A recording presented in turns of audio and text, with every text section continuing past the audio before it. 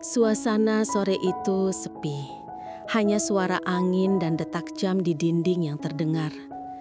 Kami duduk berdampingan di kantor yang sudah mulai gelap. Tangannya tiba-tiba terulur, menyentuh jemariku pelan. Aku menoleh, tetapi ia hanya menatap ke depan. Diam, tapi hangat. "Sudah lama ya kita tidak duduk begini," katanya pelan. "Iya," jawabku, suaraku hampir tak terdengar. Kami tidak banyak bicara, hanya saling diam membiarkan waktu berjalan perlahan. Aku merasakan genggamannya semakin erat, tidak berlebihan, tetapi cukup untuk membuat jantungku berdebar tanpa alasan. Beberapa detik kemudian, ia menarik nafas dalam-dalam. Kalau semua bisa diulang, aku cuma ingin satu hal. Aku menatapnya, menunggu kelanjutannya. Dengarkan semua ceritaku ini hanya di channel Susi Channel. Namaku Susi Ramadhani, 38 tahun.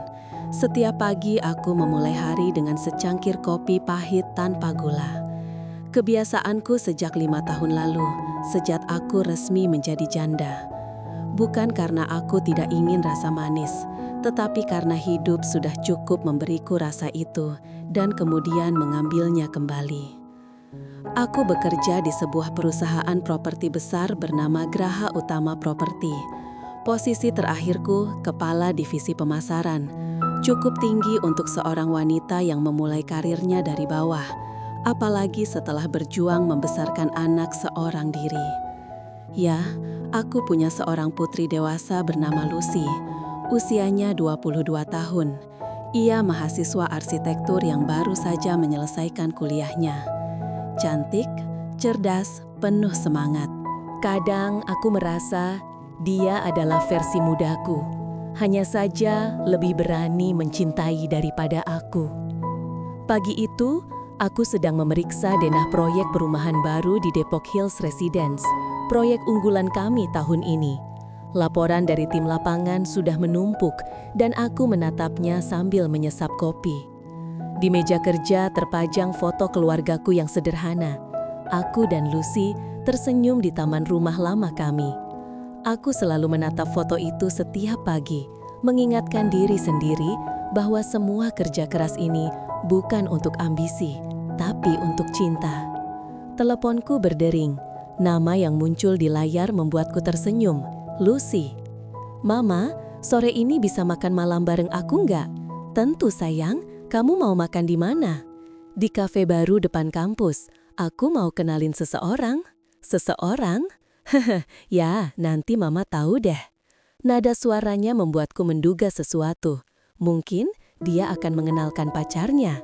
Aku tersenyum tipis. Hati seorang ibu, walau sudah terbiasa tegar, tetap mudah bergetar saat anaknya bicara tentang cinta. Karena aku tahu, cinta bisa menjadi indah sekaligus menakutkan. Sore harinya, aku datang ke kafe yang dimaksud. Kafe itu hangat, dindingnya dipenuhi foto-foto kota tua dengan lampu gantung temaram. Aku mengenakan blus putih dan celana panjang krem, sederhana tapi tetap elegan. Ketika aku melangkah masuk, Lucy melambai riang. "Mama!" serunya sambil berdiri. Di sampingnya, berdiri seorang pria muda berwajah tenang, tinggi, dan sopan. "Kenalin Ma, ini Tony, dia pacarku." Aku menatap pria itu. Ia menunduk sopan lalu mengulurkan tangan. Tatapan matanya lembut, seperti pernah kulihat entah di mana. Aku menyambut ulurannya, tersenyum. "Senang kenal kamu, Tony. Lucy sering cerita tentang kamu." "Terima kasih, Tante. Akhirnya saya bisa ketemu langsung." Kami berbincang ringan. Tony ternyata bekerja di bidang arsitektur interior. Masih muda, tapi sudah banyak menangani proyek desain. Pembawaannya kalem, santun, dan penuh hormat. Persis tipe pria yang biasanya disukai ibu-ibu sepertiku untuk putrinya. Namun entah mengapa di sela obrolan itu, ada sesuatu yang mengusik hatiku. Wajahnya, sorot matanya, begitu familiar, seperti bayangan dari masa lalu yang tiba-tiba muncul di depan mata. Sampai akhirnya Lucy menyebut sesuatu yang membuat napasku tertahan. Oh ya Ma, Tony ini anaknya Pak Parman. Mama pasti tahu nama itu. Dulu kan Mama kerja bareng di kantor cabang. Aku terdiam. Waktu seakan berhenti sesaat. Nama itu, Parman, adalah nama yang pernah begitu melekat di hatiku. Lelaki yang dulu menjadi atasanku, sekaligus cinta yang tak pernah sempat berakhir dengan bahagia. Aku tersenyum menutupi gugupku. Oh, tentu Mama ingat, dunia sempit ya. Lucy tidak menyadari getar halus di suaraku. Ia tertawa kecil sambil meraih tangan Tony.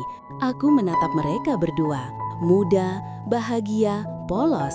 Dan di balik senyumku, ada sesuatu yang perlahan terbangun di dalam dada.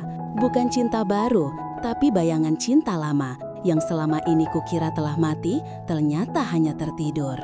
Malam itu setelah pulang ke rumah, aku duduk di balkon sambil memandangi langit. Angin lembut menyapu wajahku. Aku mengingat lagi tatapan mata Tony. Tatapan yang sama seperti tatapan ayahnya dulu. Ketika pertama kali ia memujiku karena berhasil menutup proyek besar.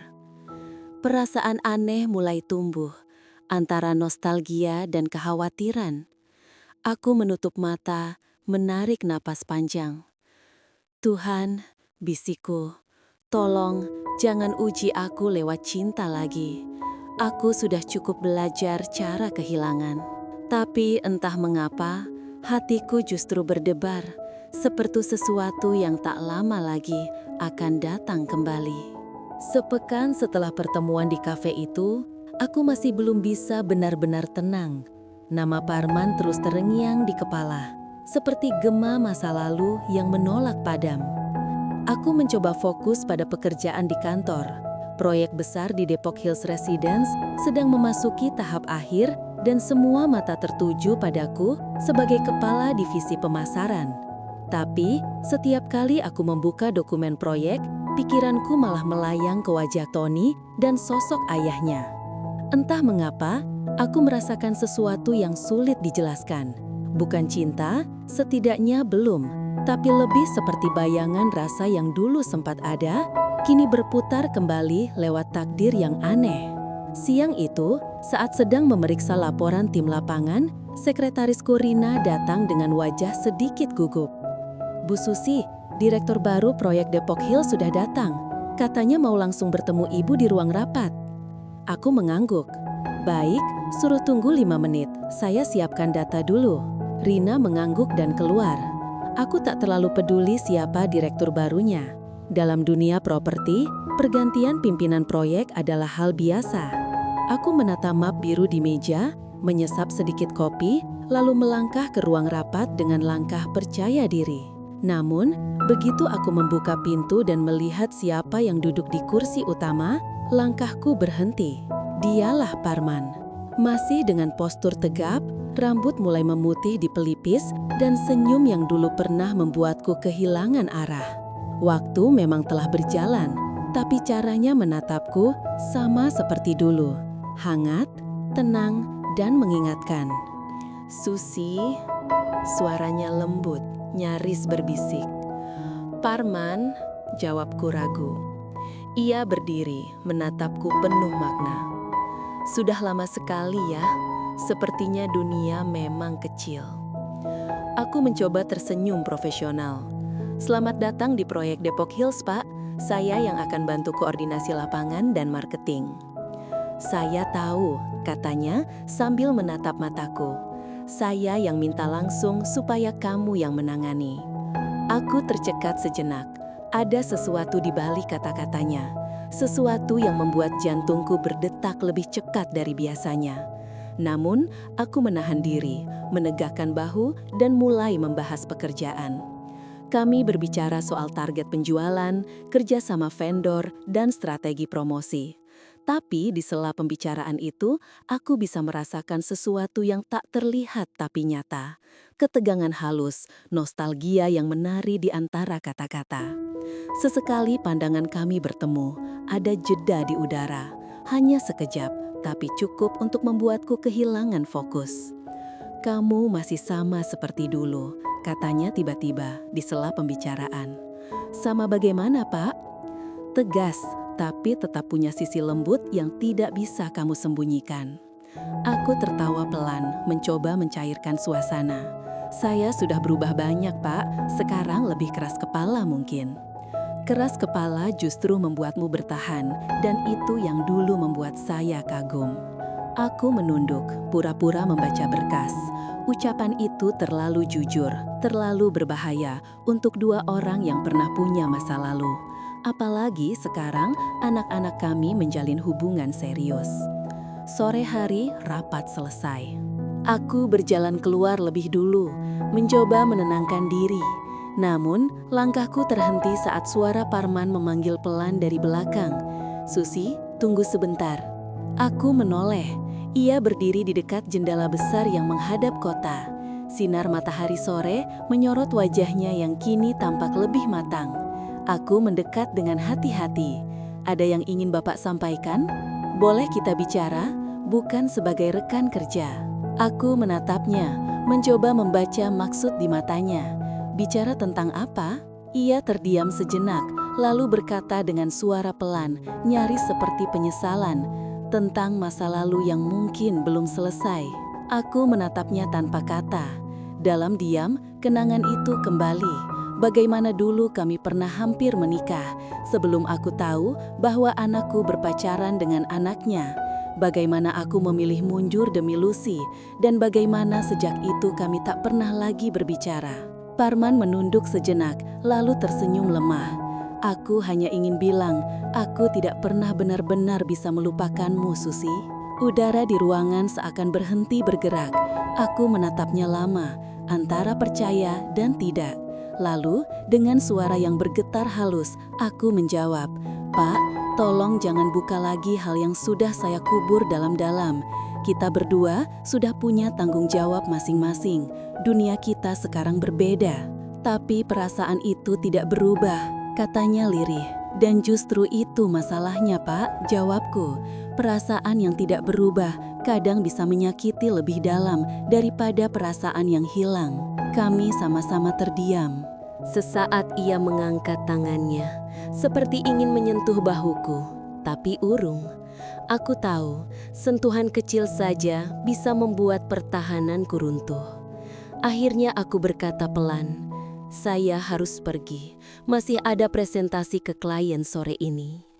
Aku melangkah cepat meninggalkan ruangan itu. Begitu pintu tertutup, aku bersandar pada dinding koridor, menarik napas panjang. Hatiku berdebar tak karuan. Bukan karena aku masih mencintainya, mungkin karena aku tahu cinta itu belum selesai. Dan kini takdir membawanya kembali tepat di hadapanku.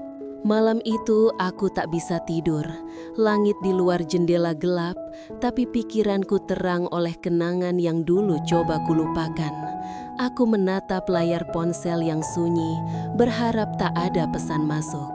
Namun, justru ada satu pesan singkat yang membuat dadaku bergetar. "Parman, aku minta maaf kalau kehadiranku membuatmu tidak nyaman. Tapi mungkin ini cara semesta memberi kita kesempatan untuk menyelesaikan yang dulu belum selesai." Aku menatap pesan itu lama, kemudian kuletakkan ponsel di meja. Kupeluk bantal di dada, mencoba menenangkan diri. Di luar, hujan turun perlahan, dan di dalam hati aku tahu, masa lalu yang kupikir sudah terkubur, kini perlahan hidup kembali. Sudah seminggu sejak pesan dari Parman itu kuterima. Pesan yang seharusnya kuabaikan, tapi entah kenapa masih tersimpan rapi di ponselku. Setiap kali aku membaca kalimatnya, mungkin ini cara semesta memberi kita kesempatan untuk menyelesaikan yang dulu belum selesai. Hatiku terasa bergetar. Bukan karena ingin membuka masa lalu, tapi karena takut perasaanku sendiri belum benar-benar selesai. Aku menatap cermin pagi itu. Perempuan di balik pantulan kaca tampak tenang dengan riasan tipis dan rambut yang disanggul rapi. Tapi di balik itu, ada hati yang sedang bimbang. "Kamu sudah dewasa, Susi," bisikku pada diri sendiri. "Kamu sudah tahu batasnya."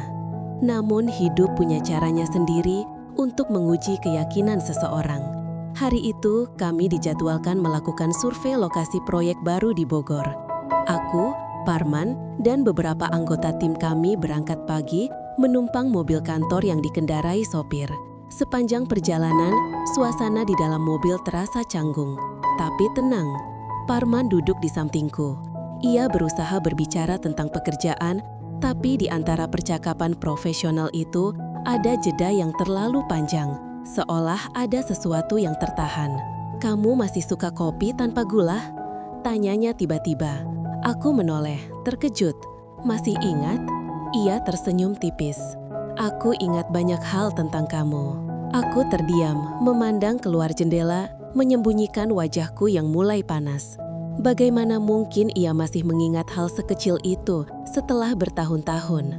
Sesampainya di lokasi, kami meninjau area perumahan yang akan dibangun.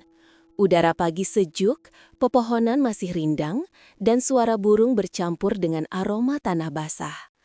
Aku sibuk mencatat beberapa hal di tabletku, memastikan semua sesuai rencana.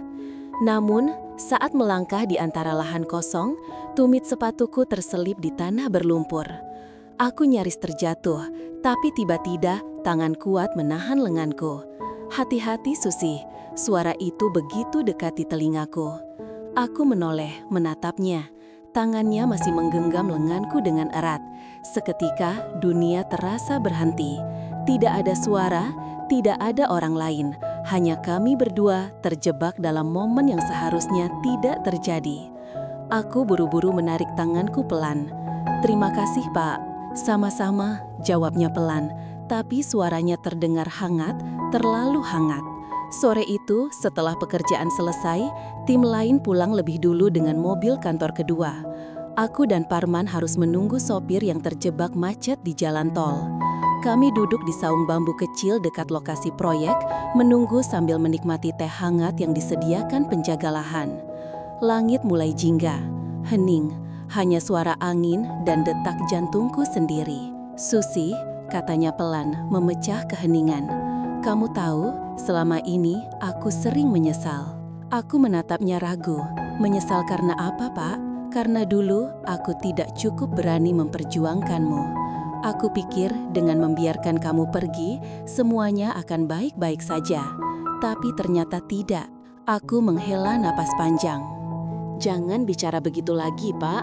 Kita sudah melewati masa itu." "Tapi aku belum," katanya. "Aku masih di sana, Susi." Kata-katanya menembus pertahananku. Ada bagian dari diriku yang ingin menjauh, tapi juga ada bagian kecil yang ingin menangis karena rindu. Aku menunduk, menggenggam cangkir teh yang mulai dingin. "Pak, Lucy dan Tony sudah saling mencintai. Kita tidak boleh membuka luka lama." "Aku tahu," jawabnya lembut. "Aku tidak mau menyakiti siapapun. Aku cuma ingin jujur. Aku masih menyayangimu." Udara seolah menahan napas. Aku tidak tahu harus menjawab apa. Yang bisa kulakukan hanya berdiri, menatap langit sore yang mulai memerah. "Kalau Bapak masih menghargai saya," kataku pelan, "tolong jangan katakan itu lagi. Karena setiap kali Bapak bicara begitu, saya harus berpura-pura tidak mendengarnya, padahal hati saya bergetar." Aku melangkah menjauh beberapa langkah. Parman tidak menyusul, kami sama-sama diam. Beberapa menit kemudian, sopir datang. Perjalanan pulang berlangsung tanpa banyak bicara. Namun, sepanjang jalan aku tahu sesuatu telah berubah. Aku sudah berusaha melupakan, tapi kenyataannya cinta itu masih ada. Dan kini ia mulai bangkit lagi dari tempat yang seharusnya terkubur. Malamnya di rumah, Lucy datang ke kamar membawa kabar gembira. "Ma, Tony mau ajak aku ketemu keluarganya resmi minggu depan. Katanya mau bahas rencana pertunangan." Aku memaksakan senyum. "Wah, cepat juga ya. Mama senang sayang." Tapi dalam hati aku gemetar. Bagaimana aku harus bersikap nanti ketika aku harus duduk satu meja lagi dengan Parman? Kali ini bukan sebagai rekan kerja, tapi sebagai calon besan. Aku menatap wajah bahagia anakku. Dan di saat yang sama, aku tahu hidupku baru saja memasuki bab yang paling rumit, musik. Sudah hampir 2 minggu sejak kejadian di proyek Bogor itu, aku mencoba bersikap seolah semuanya biasa saja. Seperti tidak ada perasaan yang sempat muncul di sela hujan sore dan secangkir teh hangat. Tapi setiap kali aku melihat Parman di kantor, jantungku berdetak tidak teratur. Kami sering harus berdiskusi berdua tentang strategi pemasaran. Dan setiap kali itu terjadi, aku selalu menjaga jarak yang aman, setidaknya secara fisik, karena di dalam hati jarak itu terasa makin kabur.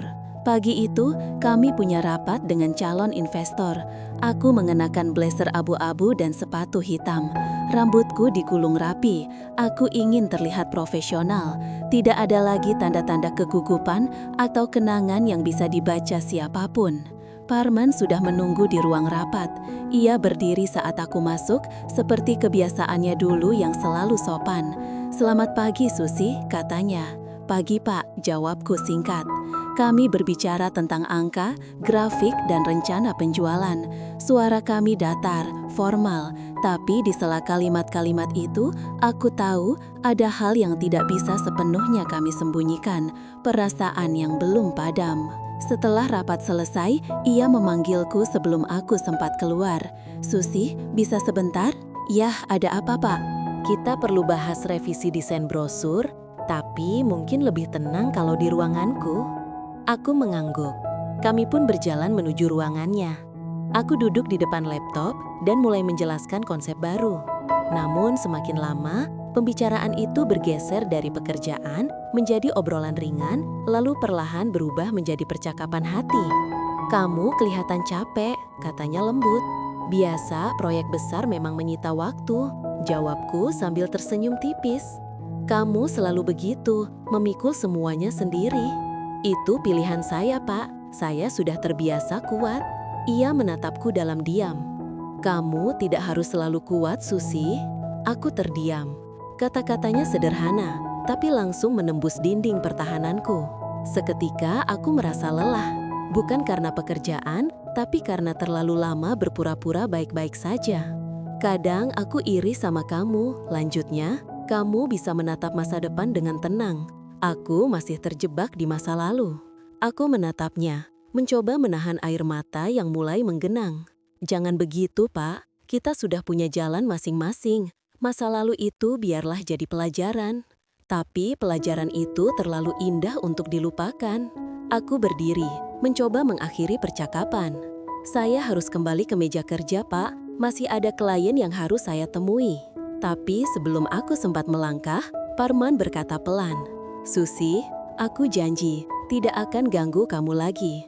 Aku cuma ingin kamu tahu, perasaanku masih sama, dan aku bersyukur pernah mencintai kamu meskipun tidak bisa memilikinya." Aku berhenti di ambang pintu, tidak menoleh, tidak menjawab, hanya menarik napas panjang lalu melangkah pergi dengan langkah cepat. Di luar ruangan, aku menatap jendela besar yang menghadap ke taman belakang kantor. Langit tampak mendung, seperti hatiku. Sore harinya di rumah, Lucy datang dengan wajah cerah. "Ma, minggu depan keluarga Tony mau datang ke rumah buat lamaran. Mama harus siap ya." Aku memaksakan senyum. "Tentu sayang, Mama akan siapkan semuanya." Lucy memelukku dengan bahagia. Aku membalas pelukannya, tapi di dalam hati, aku hampir tak bisa bernafas. Aku akan bertemu lagi dengan Parman, kali ini sebagai calon besan, seolah tak pernah ada apa-apa di antara kami.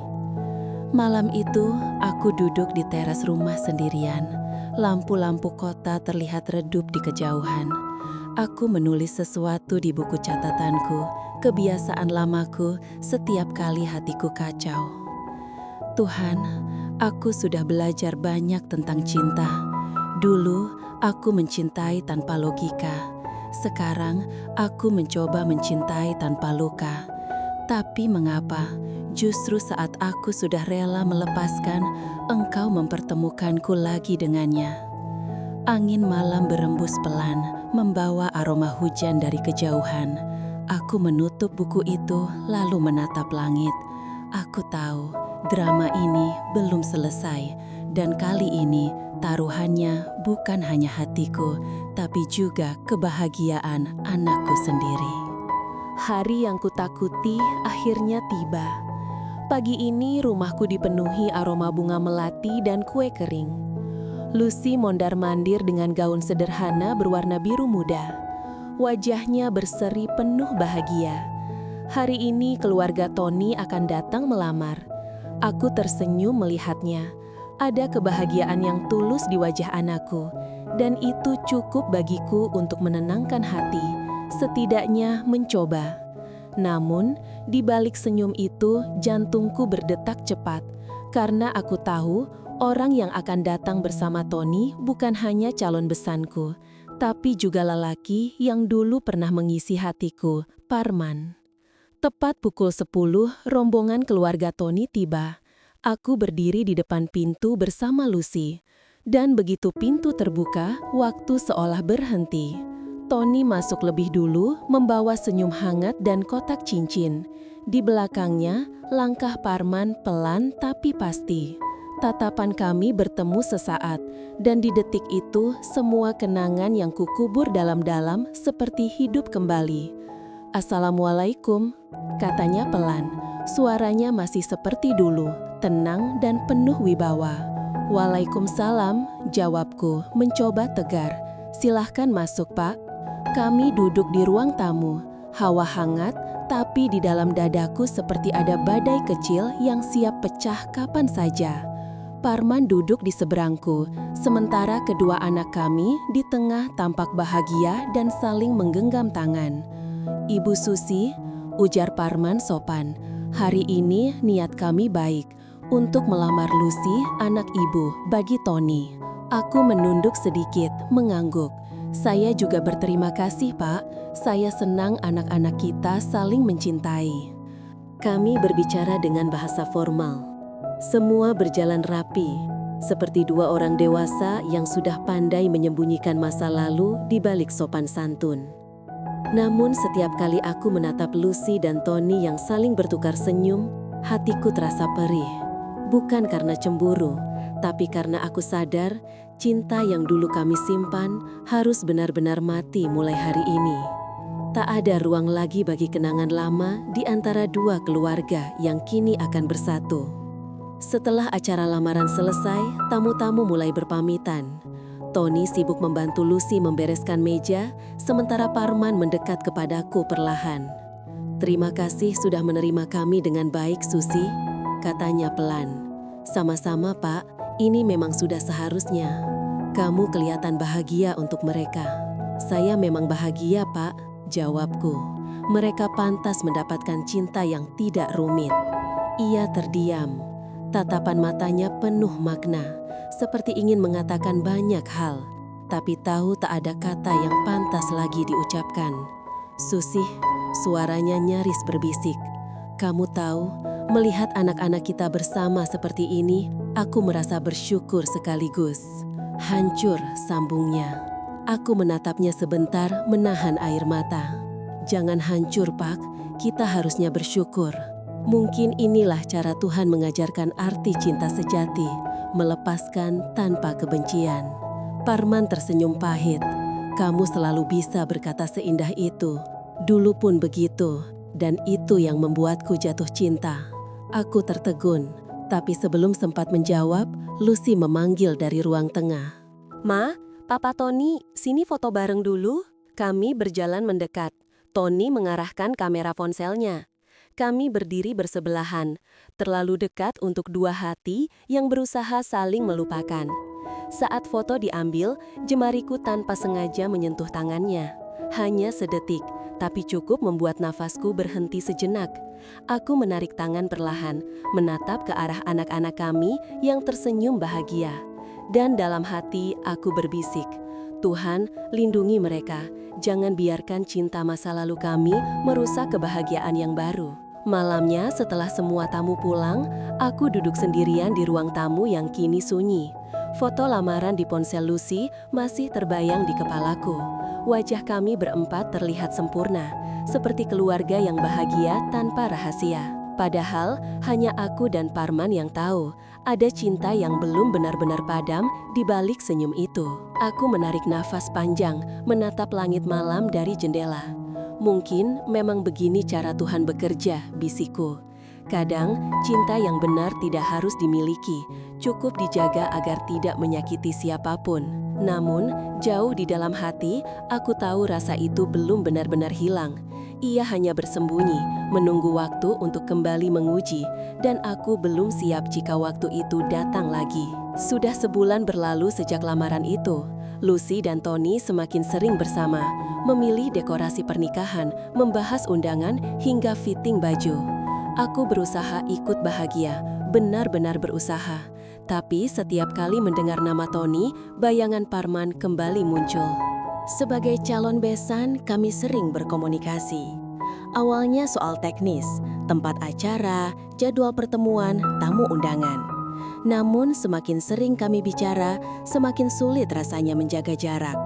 Karena setiap kalimat sopan yang terucap selalu membawa sisa kehangatan masa lalu. Suatu sore, Parman mengajakku bertemu di kafe dekat kantor untuk membahas lokasi resepsi. Aku sempat ragu, tapi menolak pun akan menimbulkan tanda tanya dari anak-anak. Akhirnya aku datang dengan tekad bulat untuk hanya berbicara profesional. Kafe itu tidak terlalu ramai. Parman sudah duduk di pojok, menatap jendela. Aku menarik kursi di depannya. Maaf kalau saya agak telat, tadi sempat macet. Tidak apa-apa, Susi, aku juga baru datang. Kami membahas hal-hal formal, tanggal acara, catering, jumlah tamu. Tapi seperti biasa, di antara percakapan itu muncul jeda-jeda yang terlalu lama. Jeda yang dipenuhi kenangan. Susi, katanya tiba-tiba, suaranya pelan. Kamu masih suka bunga mawar putih? Aku tertegun. Masih? Kenapa? Aku ingat, kamu dulu selalu bilang mawar putih itu tanda ketulusan. Aku sempat pesan untuk dekorasi di pernikahan anak-anak. Rasanya cocok. Aku menatapnya lama. Kenapa kamu masih ingat hal sekecil itu? Karena hal kecil itu dulu yang membuat aku jatuh cinta. Aku terdiam. Udara seakan menegang di antara kami. Lalu aku mengalihkan pandang, berusaha mengendalikan diri. Pak, jangan bicarakan itu lagi. Kita sudah di jalan yang berbeda. Anak-anak akan segera menikah. Jangan sampai ada hal yang membuat mereka salah paham. Parman menunduk pelan. Aku tahu, tapi aku manusia. Aku menarik napas panjang lalu berdiri. Saya pamit dulu, Pak. Tolong jangan hubungi saya lagi selain untuk urusan anak-anak. Aku melangkah pergi, meninggalkannya sendirian di meja itu. Namun, di luar kafe aku berhenti sejenak. Hatiku terasa berat. Aku ingin kuat, tapi entah mengapa mataku terasa hangat. Beberapa hari kemudian, Lucy datang ke kamarku sambil membawa ponsel. Mah, lihat deh, Papa Tony katanya mau bantu Mama bikin video profil keluarga untuk acara pernikahan. Jadi nanti Mama sama Papa Tony diwawancara bareng, lucu ya? Aku hampir menjatuhkan cangkir teh di tanganku. Diwawancarai bareng? Iya, nanti direkam minggu depan di rumah Papa Tony. Mama harus datang ya. Aku tersenyum kaku. Iya sayang, tentu. Malam itu aku tidak bisa tidur.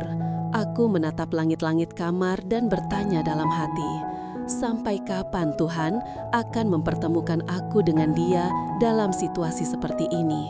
Padahal aku sudah rela melepas, sudah ikhlas mengubur semua rasa.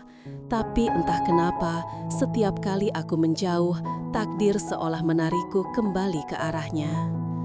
Hari yang ditentukan pun tiba. Aku datang ke rumah keluarga Tony.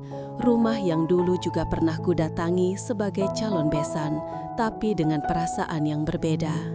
Kini aku berdiri di ruang tamu sambil menatap Parman yang sedang mempersiapkan kamera bersama tim dokumentasi. Kami saling tersenyum sekilas, sopan tapi canggung. Wawancara dimulai. Pertanyaannya sederhana, tentang anak, kebanggaan orang tua, dan doa untuk pernikahan mereka. Ibu Susi, apa harapan terbesar Ibu untuk pernikahan anak Ibu? Tanya pembawa acara. Aku tersenyum. Saya hanya ingin Lucy dan Tony hidup dengan cinta yang saling menguatkan, bukan saling melemahkan. Saya ingin mereka belajar bahwa cinta sejati itu bukan tentang memiliki, tapi tentang memberi ruang untuk tumbuh bersama. Parman menatapku lama setelah aku selesai bicara. Wajahnya tampak tenang, tapi matanya basah. Dan tanpa sadar, aku pun menunduk. Kata-kataku mungkin untuk anak-anak, tapi sesungguhnya aku sedang berbicara pada diriku sendiri. Setelah sesi wawancara berakhir, Parman menghampiriku di halaman. Kata-katamu tadi seperti pesan untuk kita berdua. Aku hanya tersenyum samar. Mungkin memang begitu, Pak. Karena saya juga masih belajar bagaimana cara mencintai dengan cara yang benar. Dan mungkin jawabnya pelan, cara yang benar adalah tidak saling melukai, meski dengan jarak. Kami berdua terdiam. Angin sore berembus lembut, membawa aroma bunga mawar putih dari taman belakang. Aku melangkah pergi perlahan, meninggalkan dia berdiri sendirian di bawah sinar matahari yang hampir tenggelam. Namun, saat aku berjalan ke mobil, aku tahu perasaan ini belum benar-benar selesai. Dan aku takut badai berikutnya akan datang dari arah yang tak pernah kuduga. Waktu berjalan cepat. Hari pernikahan Lucy dan Tony tinggal 2 minggu lagi. Rumah tuh ramai setiap hari. Penjahit datang silih berganti. Undangan terus berdatangan dan Lucy makin sibuk dengan berbagai persiapan. Aku mencoba menikmati semua itu, tapi jauh di dalam hati ada rasa was-was yang sulit dijelaskan. Mungkin karena aku tahu, di setiap langkah yang kuambil, bayangan masa lalu masih setia mengikutiku. Bayangan tentang Parman. Suatu sore, aku menerima telepon dari Lucy. Suaranya terdengar panik. "Mah, laptop Tony rusak. Semua file desain undangan hilang. Mama punya salinannya kan?" "Tidak, sayang. Tapi bukankah Papa Parman yang bantu mendesain juga?" "Iya, tapi Papa lagi di luar kota. Coba Mama tanya deh ke dia, mungkin dia masih simpan." Aku menghela nafas. Aku tahu ini artinya aku harus menghubungi Parman lagi. Sesuatu yang akhir-akhir ini selalu kuhindari. Beberapa menit kemudian, aku memberanikan diri menelponnya.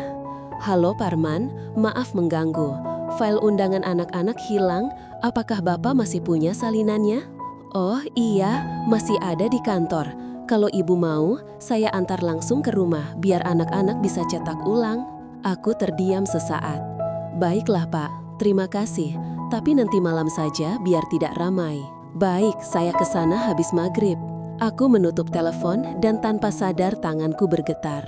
Entah kenapa, ada firasat bahwa malam ini tidak akan berjalan seperti biasa. Malam itu hujan turun rintik-rintik. Aku menyiapkan teh panas di ruang tamu. Tak lama kemudian, mobil Parman berhenti di depan rumah. Ia datang membawa flash disk dan beberapa berkas. "Terima kasih, Pak," ucapku pelan sambil menerima. "Tidak apa-apa, sekalian saya titip beberapa dokumen cadangan untuk acara nanti." Kami duduk sebentar. Awalnya hanya membicarakan urusan teknis. Namun kemudian suasana berubah hening. Hanya suara hujan di luar jendela yang terdengar. "Susi," katanya tiba-tiba, "kamu tahu, setiap kali aku datang ke rumah ini, rasanya seperti pulang ke tempat yang pernah hilang." Aku menatapnya, tidak tahu harus berkata apa. "Pak, tolong jangan bicara seperti itu lagi. Aku tahu ini salah, tapi aku tidak bisa berpura-pura lagi. Aku masih menyimpan rasa itu.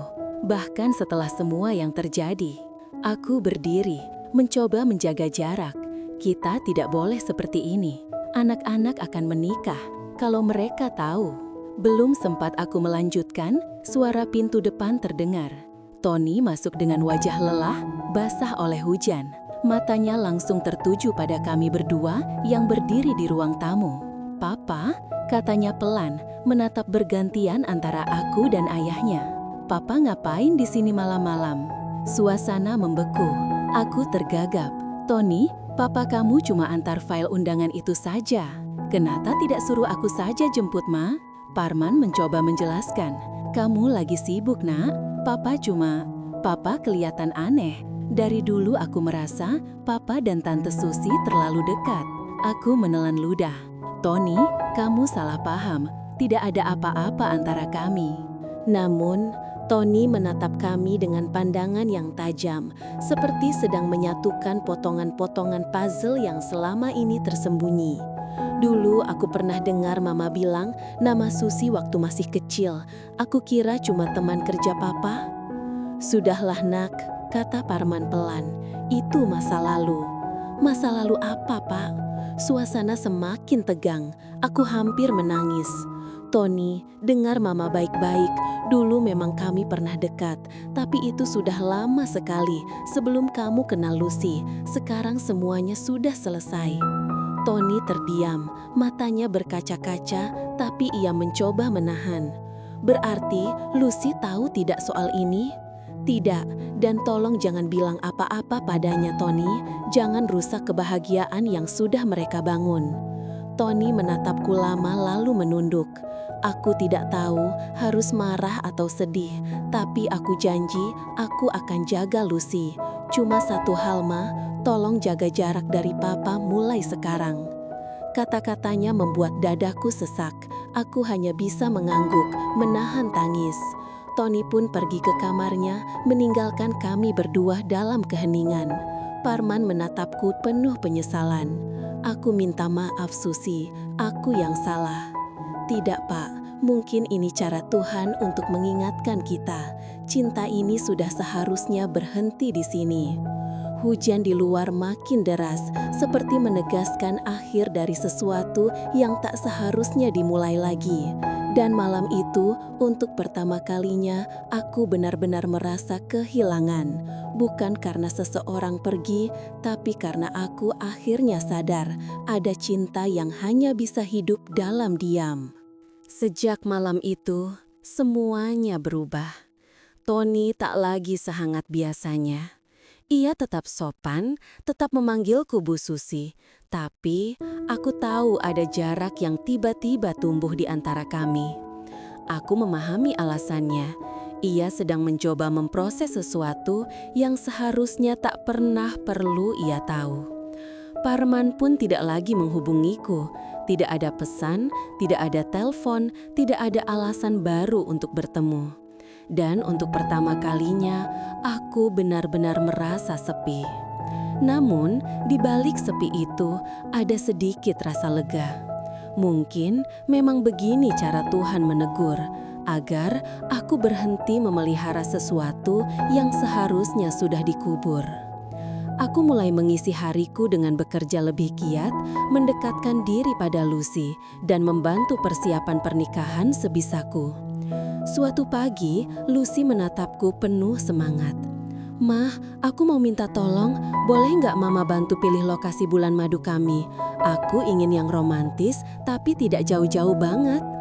Aku tersenyum kecil. "Boleh sayang, Mama tahu tempat bagus di Lombok. Pantainya tenang dan indah, cocok buat kalian." "Ah, Mama memang paling tahu." Mendengar tawa Lucy membuat hatiku sedikit lebih ringan. Aku ingin memusatkan seluruh perhatianku padanya, bukan pada kenangan yang sudah seharusnya tinggal di masa lalu. Namun, kedamaian itu tak bertahan lama. Beberapa hari kemudian, saat sedang di kantor, aku mendapat kabar mengejutkan. Parman jatuh sakit saat rapat di proyek luar kota. Tim kami segera mengabarkan bahwa beliau dilarikan ke rumah sakit terdekat karena kelelahan berat. Tanganku gemetar mendengar kabar itu. Hatiku langsung panik, tapi aku menahan diri. Aku tahu aku tidak bisa datang seenaknya. Bukan lagi posisiku untuk menunjukkan kepedulian secara terbuka. Namun, malamnya Lucy tiba-tiba menelpon dengan suara cemas. "Mah, Papa Tony masuk rumah sakit katanya karena kelelahan. Tony lagi di sana, tapi katanya Papa nyebut nama Mama waktu setengah sadar." Aku terdiam. Suara Lucy seperti menggema di kepalaku. Menyebut nama Mama? Iya, aku juga bingung. Tapi Tony tidak cerita banyak. Mama mau ikut jenguk tidak besok? Aku tak bisa menjawab segera. Ada benturan antara logika dan perasaan di dalam dada. Namun, setelah diam beberapa detik, aku berkata pelan, "Baik, Ma akan ikut." Keesokan paginya, aku datang ke rumah sakit bersama Lucy. Parman tampak lemah di ranjangnya dengan selang infus di tangan.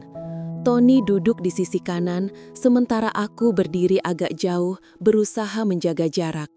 Ketika ia membuka mata dan melihatku, senyum kecil muncul di wajahnya. "Susi," bisiknya lirih. "Jangan banyak bicara dulu, Pak," kataku lembut. "Istirahat saja." Namun, matanya terus menatapku.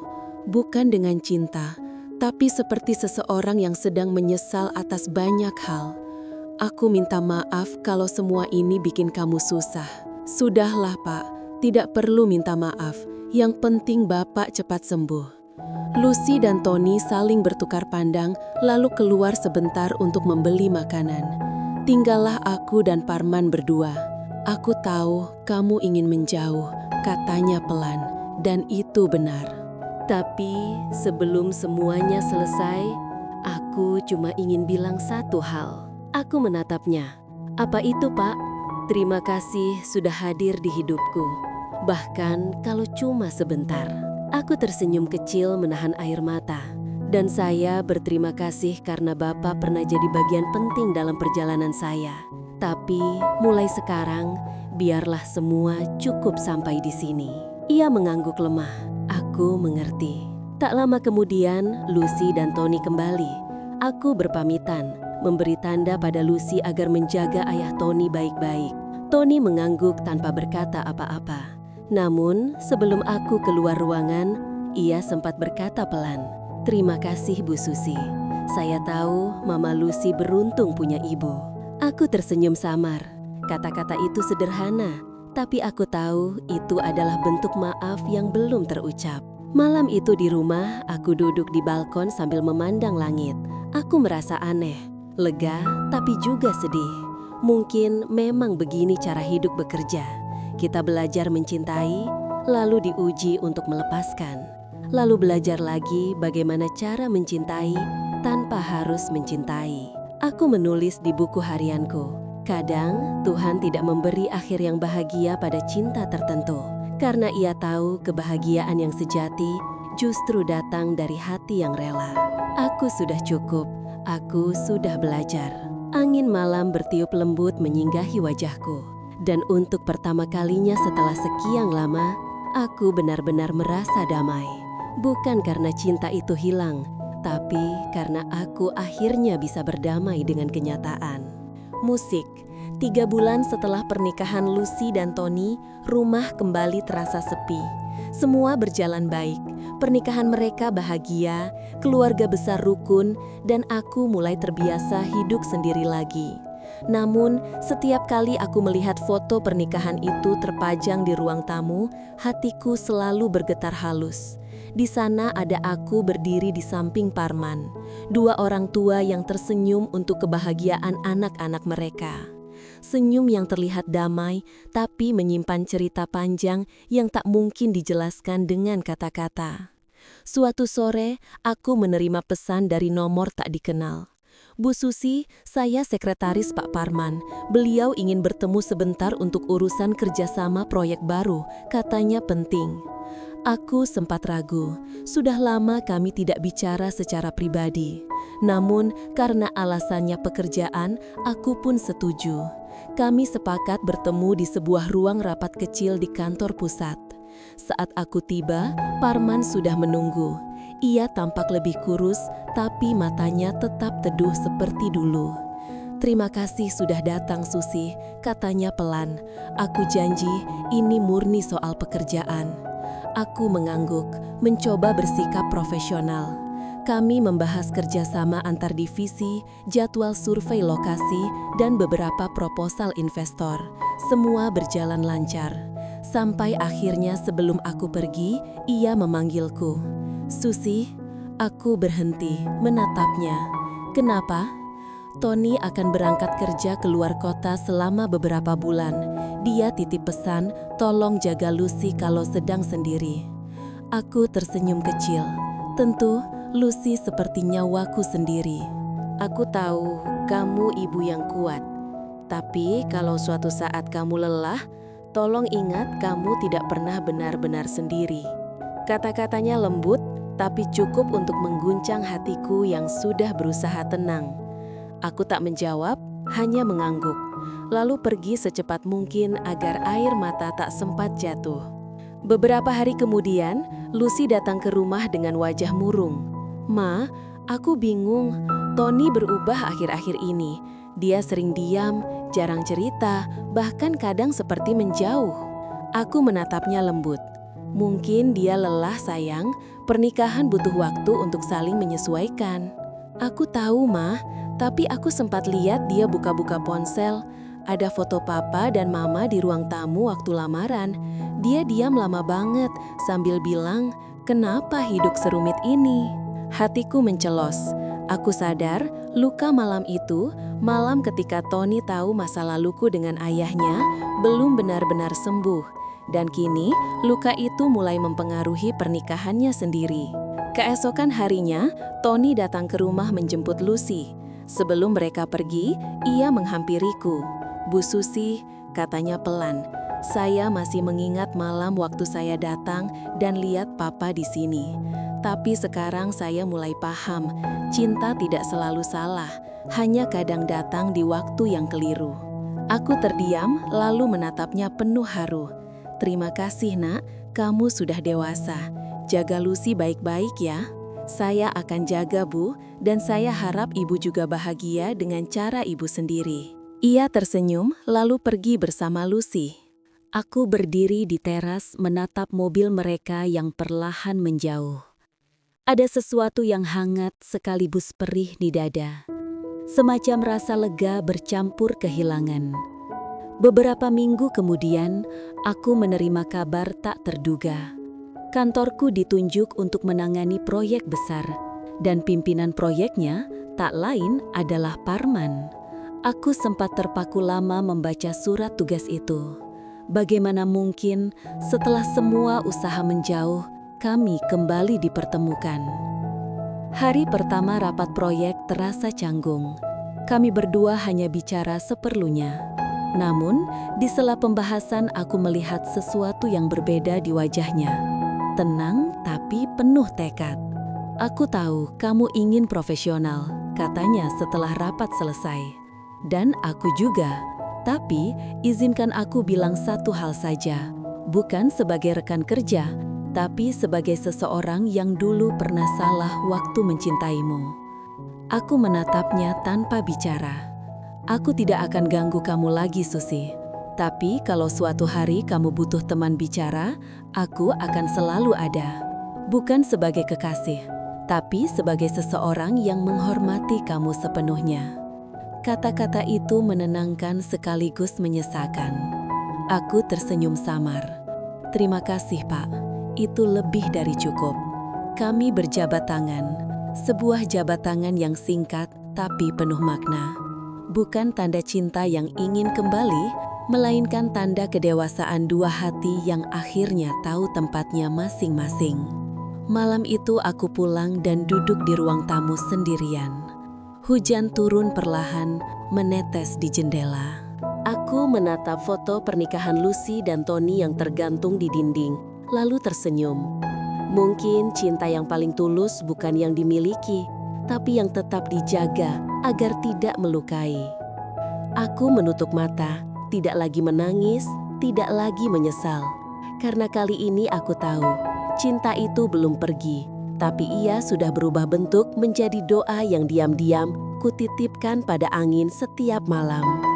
Hari itu terasa begitu panjang.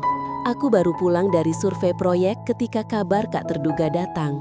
Parman jatuh sakit dan harus dirawat di rumah sakit. Aku terdiam lama memandang layar ponsel. Pesan dari sekretarisnya singkat, tapi cukup membuat dadaku berdebar hebat. Aku ingin menjenguknya, tapi juga takut. Takut dikira belum bisa melupakan. Takut menimbulkan salah paham, terutama dari pihak keluarga Lucy dan Tony. Namun di sisi lain hatiku berbisik. Terkadang menjenguk bukan tentang cinta, tapi tentang kemanusiaan dan rasa terima kasih. Akhirnya Atu pun memutuskan datang. Rumah sakit itu sepi ketika aku tiba. Di ruang perawatan, Parman terbaring lemah. Selang infus terpasang di tangannya. Aku berdiri di depan pintu, menahan nafas sebelum masuk. Ketika aku melangkah pelan, ia membuka mata dan tersenyum tipis. "Aku tahu kamu bakal datang," katanya dengan suara parau. "Saya cuma ingin memastikan kamu baik-baik saja, Pak," jawabku lembut. "Terima kasih, Susi. Kamu tidak pernah berubah. Tetap hangat, tapi selalu menjaga jarak." Aku tertawa kecil menahan haru. Kalau saya terlalu dekat, nanti saya yang sulit. Kamu memang wanita paling kuat yang pernah aku kenal. Suasana hening beberapa saat, hanya suara detak mesin monitor dan napasnya yang teratur perlahan. "Susi," katanya akhirnya, "kalau waktu bisa diulang, aku tidak akan memilih mencintaimu diam-diam. Aku akan memilih mencintaimu dengan cara yang benar." Aku tertegun lalu tersenyum. "Mungkin memang bukan waktunya, Pak, tapi saya percaya semua yang terjadi tetap punya makna." "Kamu masih percaya takdir?" "Selalu, karena tanpa takdir mungkin kita tidak akan pernah saling belajar tentang apa arti melepaskan." Ia mengangguk pelan.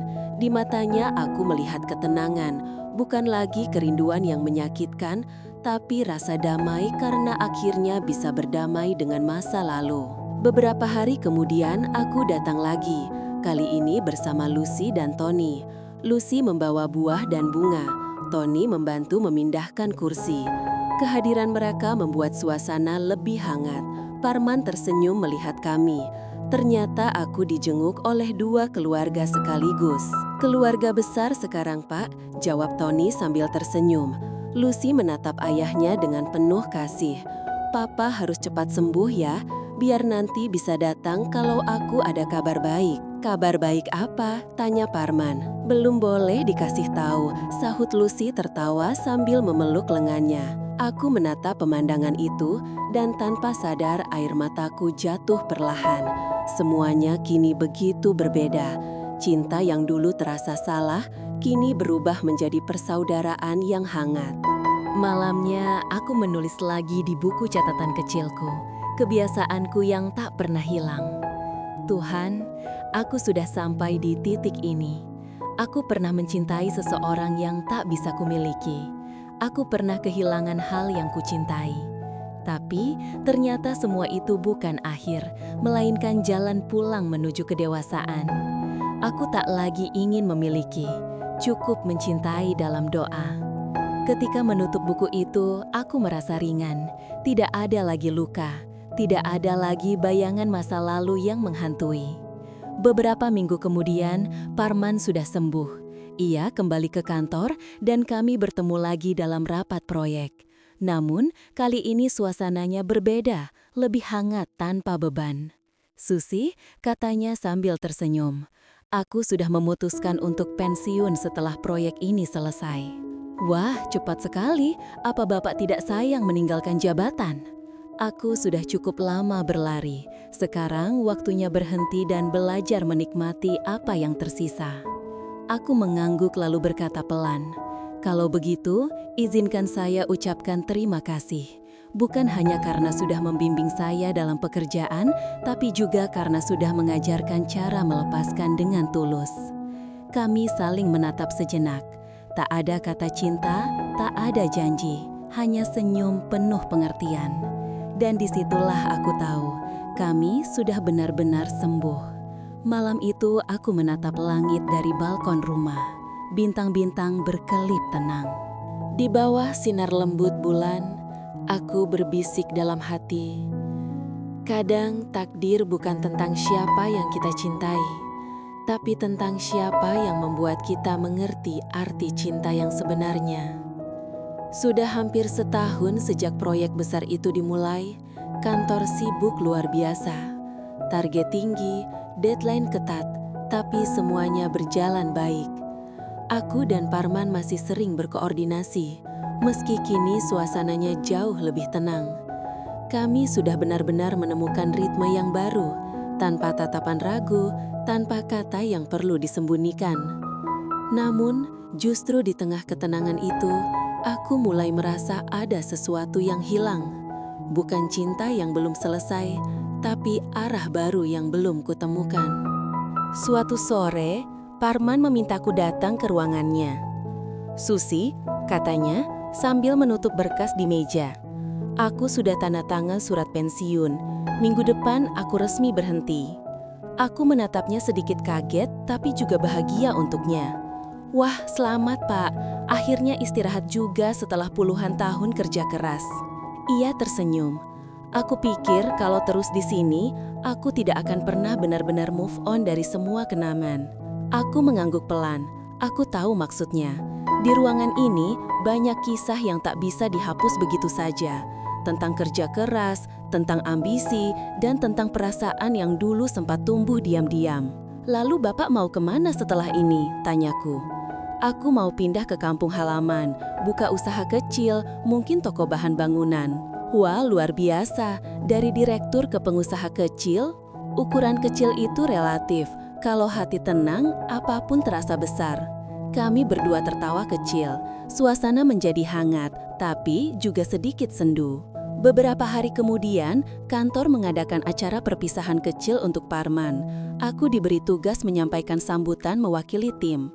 Saat naik ke podium, aku melihat wajahnya di antara para karyawan, tersenyum hangat, tenang, seperti seseorang yang sudah selesai dengan masa lalunya.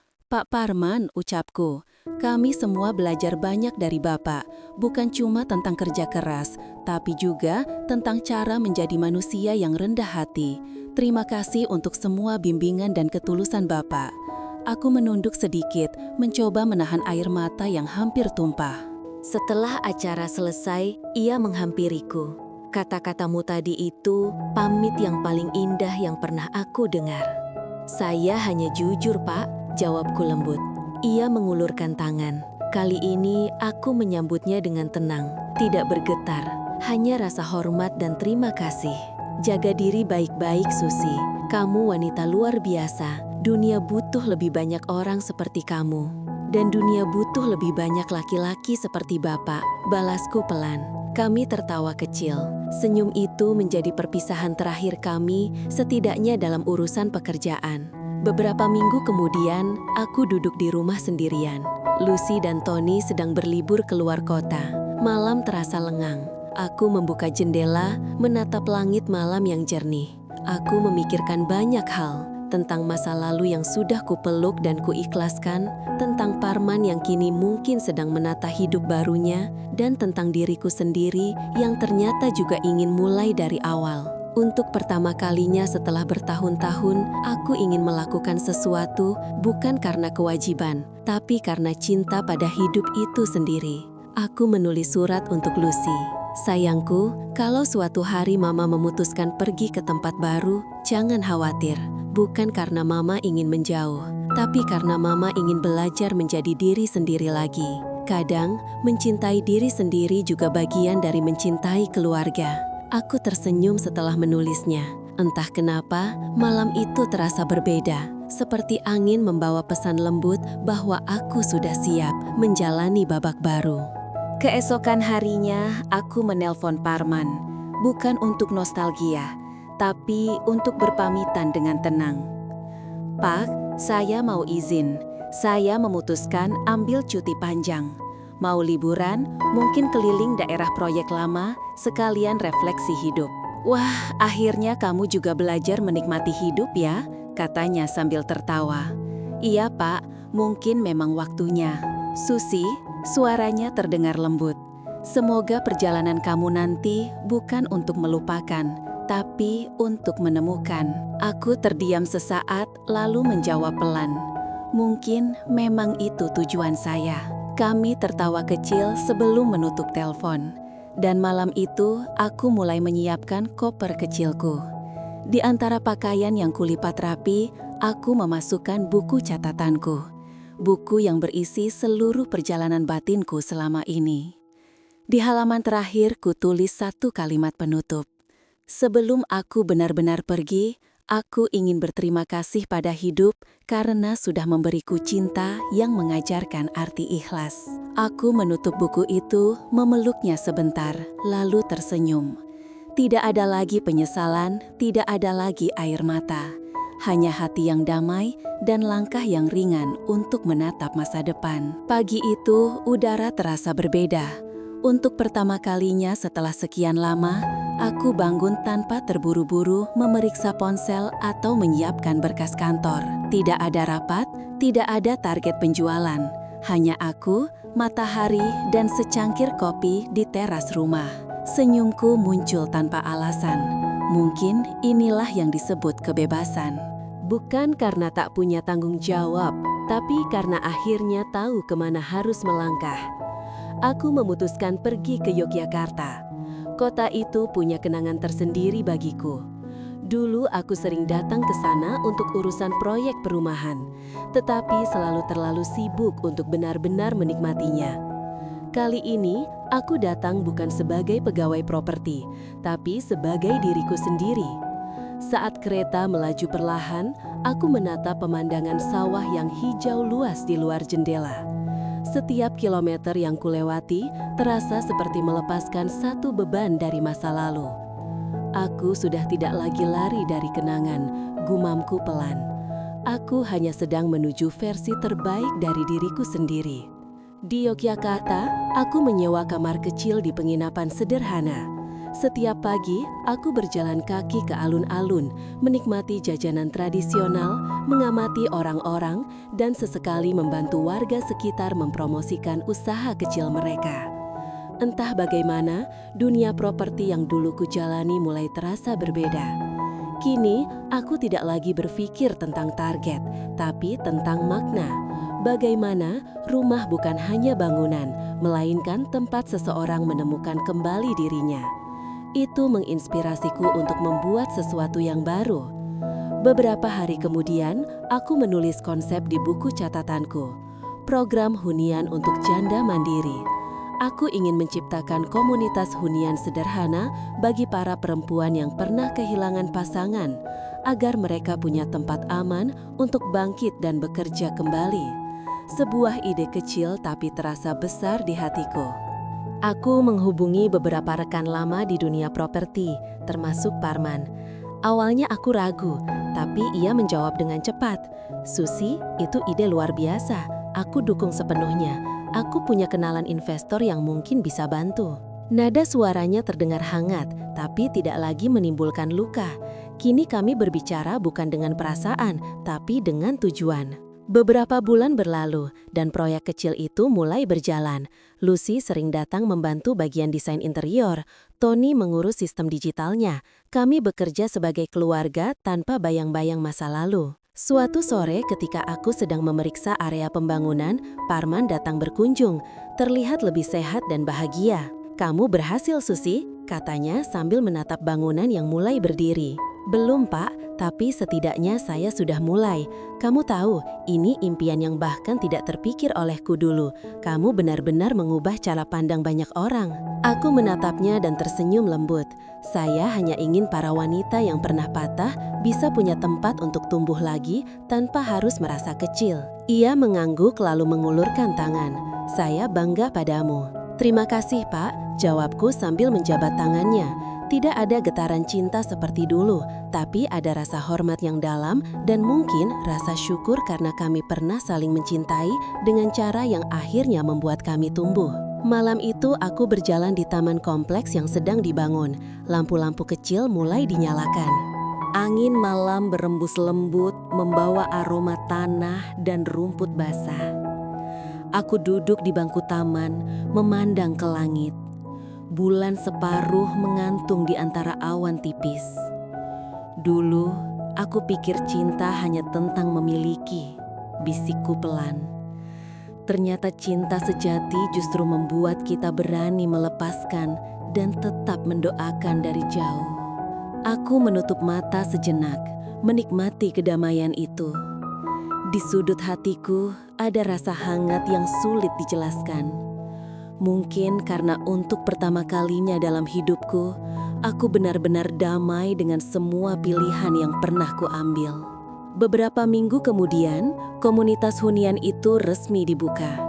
Banyak wanita datang dengan cerita hidup masing-masing.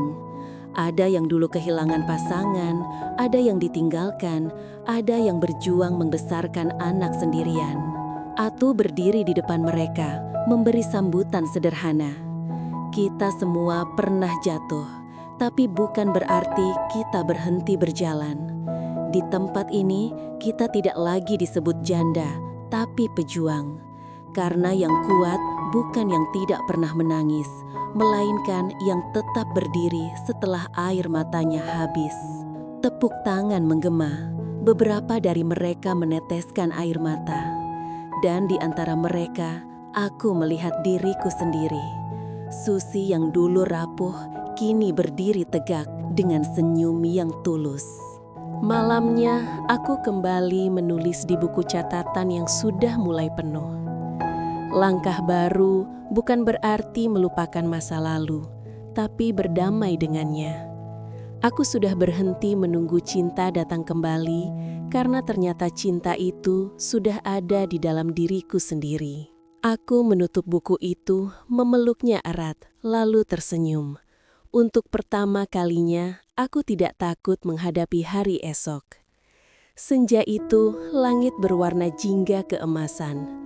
Angin sore berembus pelan membawa aroma tanah basah dari taman hunian yang baru selesai direnovasi. Aku berdiri di beranda kantor kecil kami, memandangi deretan rumah mungil yang kini mulai dihuni. Anak-anak berlarian di jalan setapak. Beberapa wanita yang dulu datang dengan wajah penuh cemas, kini tersenyum lepas, sibuk menyiram bunga di depan rumah masing-masing. Hatiku bergetar lembut. Setiap tawa mereka seperti jawaban dari doa panjang yang dulu kubisikkan setiap malam dalam kesepian. Tuhan, izinkan aku membahagiakan orang lain meski dulu aku gagal membahagiakan diriku sendiri. Dan kini aku sadar, doa itu terkabul dengan cara yang indah. Lucy dan Tony datang berkunjung. Mereka membawa kabar gembira. Lucy sedang mengandung anak pertama. Begitu mendengarnya, aku langsung memeluknya erat. "Akhirnya mama bakal jadi nenek," kataku sambil tertawa kecil. "Iya mah," jawab Lucy lembut. "Tapi mama janji ya, nanti harus tinggal di rumah kami beberapa bulan buat bantu aku." Wah, siapa yang bisa menolak permintaan calon ibu muda? Kami tertawa bersama. Tony menatap kami dengan senyum hangat lalu berkata, "Bu, saya kadang mikir kalau bukan karena ibu dan papa, mungkin saya tidak akan mengerti arti cinta yang dewasa." Aku menatapnya sejenak, tersenyum. Hidup memang tidak selalu adil, tapi Tuhan selalu tahu cara mempertemukan orang yang tepat di waktu yang tepat. "Termasuk mempertemukan papa dan ibu dulu?" tanyanya sambil menatapku hati-hati. Aku terdiam sejenak lalu mengangguk pelan. "Iya, dulu aku kira pertemuan itu hanya untuk membuatku jatuh cinta, tapi ternyata untuk membuatku belajar tentang arti ikhlas." Beberapa hari kemudian, aku menerima pesan dari Parman. "Pesan pendek saja Susi, aku sedang di kota. Boleh mampir sebentar ke hunianmu?" Aku membalas singkat. "Tentu, pintu kami selalu terbuka." Sore itu ia datang dengan pakaian sederhana, membawa sekeranjang buah dan beberapa buku arsitektur lama. "Aku pikir buku-buku ini lebih berguna di sini," katanya. "Terima kasih Pak, kami pasti manfaatkan." Kami duduk di taman kecil di depan bangunan utama. Angin sore berembus pelan, daun-daun berguguran di antara langkah anak-anak kecil yang tertawa riang. "Kamu berhasil Susi," katanya pelan. "Semua yang dulu kamu tangisi, kini jadi alasan banyak orang tersenyum. Saya cuma berbuat kecil, Pak. Kamu berbuat besar tanpa sadar." Kamu terdiam. Tak ada lagi percakapan tentang masa lalu. Hanya dua orang dewasa yang sama-sama bersyukur masih diberi kesempatan memperbaiki hidup. Sebelum ia pulang, Parman berkata, "Susi, kalau suatu hari kita tidak sempat bertemu lagi, aku cuma ingin bilang, terima kasih sudah hadir dalam hidupku. Karena kamu, aku belajar bahwa cinta bisa tetap indah, bahkan tanpa harus dimiliki." Aku menatapnya, tersenyum dengan mata yang basah. "Dan karena Bapak, saya belajar bahwa melepaskan bukan berarti kalah, tapi tanda kita sudah cukup kuat untuk mencintai tanpa syarat. Kami berjabat tangan lama. Kali ini tidak ada luka, tidak ada air mata. Hanya damai yang menyelimuti sore itu di bawah langit senja yang perlahan berubah warna menjadi keemasan. Malamnya, aku duduk di kamar sambil menulis di buku catatanku. Buku itu kini hampir penuh. Tapi sebelum menutupnya, aku menulis satu halaman terakhir untuk hari ini. Senja mengajariku bahwa segala yang indah memang tak abadi. Tapi justru karena itulah ia berharga.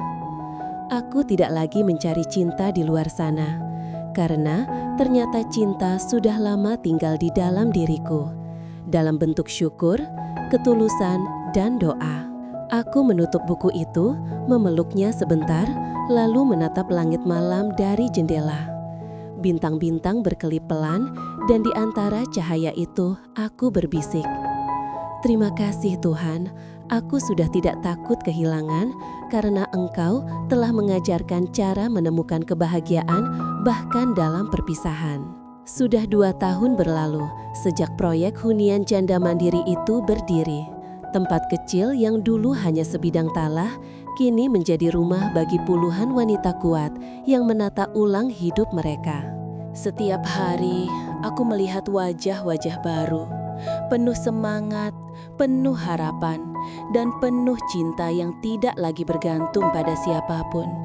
Dan di antara mereka, aku menemukan versi terbaik dari diriku sendiri. Pagi itu aku duduk di taman sambil menyesap teh hangat. Dari kejauhan kulihat anak-anak bermain kejar-kejaran. Para ibu saling berbagi cerita sambil menjemur pakaian. Udara segar, matahari lembut, dan burung-burung bernyanyi di pepohonan. Entah kenapa, suasana itu membuatku teringat pada perjalanan panjangku. Dari seorang wanita karir yang pernah mencintai atasan sendiri, hingga menjadi sosok yang belajar mencintai hidup apa adanya. Semuanya ternyata hanya butuh waktu dan keberanian, bisikku pelan. Waktu untuk berdamai dan keberanian untuk mulai lagi. Lucy dan Tony kini hidup bahagia bersama bayi kecil mereka, Damar. Setiap kali mereka datang berkunjung, rumah ini penuh tawa. Kadang aku ikut menggendong cucuku itu, mencium pipinya yang lembut, lalu berbisik, "Nat, semoga kelak kamu tumbuh jadi laki-laki yang tahu cara mencintai dengan hormat seperti ayahmu." Tony tersenyum sambil menatapku dengan tatapan penuh hormat. "Bu, saya dan Lucy selalu merasa beruntung punya orang tua seperti ibu dan papa. Kalian mengajarkan kami arti cinta yang tidak egois." Aku hanya mengangguk. Dalam hati aku tahu, luka lama itu telah berubah menjadi jembatan yang mempertemukan dua generasi dalam kedewasaan cinta. Suatu sore, aku menerima surat tulisan tangan yang kukenal dengan baik dari Parman. "Susi, aku menulis surat ini dari rumahku di kampung. Setiap pagi aku menyiram bunga dan mengingat taman yang dulu kita bangun bersama. Aku hanya ingin bilang, aku bahagia melihat kamu bahagia. Aku tahu mungkin di dunia ini kita tak lagi berjalan berdampingan. Tapi aku yakin di hati kita berdua, doa-doa kita masih saling menyapa. Tetaplah jadi Susi yang kukenal, kuat, hangat, dan penuh cahaya." Aku membaca surat itu pelan-pelan lalu menatap langit. Tidak ada air mata yang jatuh, hanya senyum tenang. Mungkin inilah akhir yang sebenarnya. Bukan perpisahan, tapi kelanjutan dalam bentuk yang lebih indah, doa. Malam itu aku duduk di ruang tamu. Buku catatanku sudah penuh. Lembar demi lembar, kisah hidupku terisi dengan perjalanan panjang, cinta, luka, kehilangan, dan kebangkitan. Aku membuka halaman terakhir, menulis kalimat penutup. Rumah bukan hanya tempat kita tinggal, tapi tempat di mana hati akhirnya bisa pulang tanpa rasa takut. Aku pernah tersesat dalam cinta yang salah, tapi justru di sanalah aku menemukan arah menuju cinta yang sejati. Cinta yang tidak lagi menuntut, tapi memberi. Kini aku tahu, bahagia bukan saat seseorang mencintaiku, tapi saat aku bisa mencintai tanpa kehilangan diriku sendiri.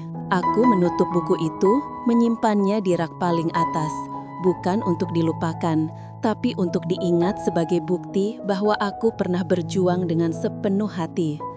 Keesokan paginya, aku berdiri di depan gerbang hunian sambil melihat matahari terbit. Langit berwarna jingga lembut, sama seperti hari pertama aku memulai semuanya. Beberapa penghuni keluar menyapa, "Bu Susi, mau ikut jalan pagi?" Aku tersenyum. "Boleh, hari ini rasanya indah sekali untuk mulai lagi." Kami berjalan bersama, bercanda kecil, tertawa, dan di dalam hatiku, aku tahu, aku sudah sampai. Bukan di akhir, tapi di awal dari hidup yang benar-benar baru. Cinta sejati tidak berakhir di perpisahan.